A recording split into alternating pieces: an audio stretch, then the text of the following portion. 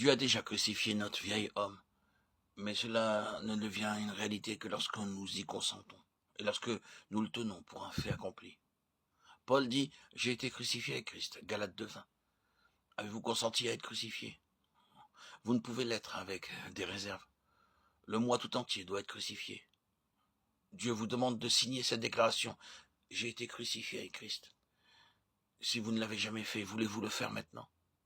Nous devons coopérer avec le Saint-Esprit pour maintenir le vieil homme à l'état de crucifixion.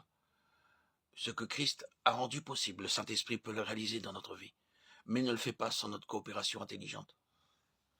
Dieu nous indique clairement ce que nous avons à faire. Regardez-vous comme mort au péché. Ainsi, vous-même, regardez-vous comme mort au péché et comme vivant pour Dieu en Jésus-Christ. Romains 6:11. Par la crucifixion du vieil homme, le pécheur est délivré de la puissance et de l'empire du péché. Par la grâce, cette libération est un fait accompli. Par la foi, elle devient une expérience.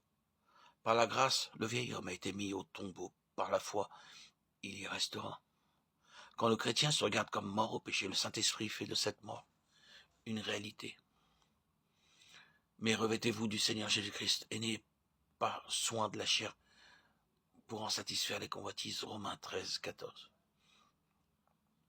Nous entretenons la vie charnelle par les livres que nous lisons, par les plaisirs que nous permettons, par les amis que nous fréquentons.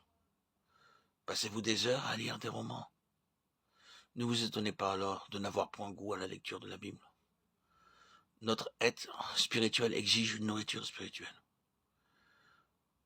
Le laissez-vous mourir de faim ou ne lui donnez-vous qu'une mauvaise nourriture telle que le théâtre, le cinéma, la danse, les cartes? Vos meilleurs amis sont-ils une source de faiblesse spirituelle? Votre seul but est-il d'amasser de l'argent? Et consacrez-vous à cela votre temps et vos forces? Alors, ne soyez pas étonnés de la débilité de votre âme. Celui qui sème pour sa chair moissonnera de la chair la corruption. Mais celui qui sème pour l'esprit moissonnera de l'esprit la vie éternelle. Galates 6:8. Les lois de Dieu sont inflexibles.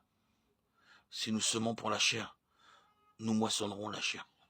Semez-vous pour la chair ou pour l'esprit? Ceux qui vivent selon la chair s'affectionnent aux choses de la chair, et ceux qui vivent selon l'esprit s'affectionnent aux choses de l'esprit. Romains 8:5.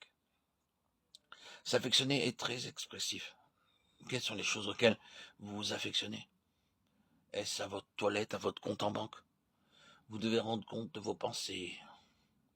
À quoi vous affectionnez-vous?